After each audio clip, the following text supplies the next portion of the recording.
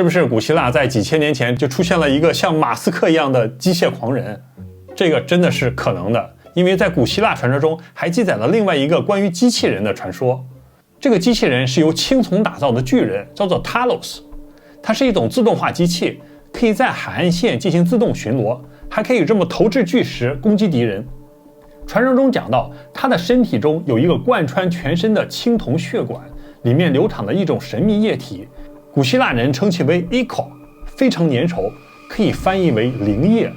神对这种液体非常珍惜，但是这种液体对人类却有剧毒，人类只要一旦碰到就会立即中毒死亡。这种古青铜巨人的身体可能就有大量的齿轮，燃料就是一种高科技能源灵液。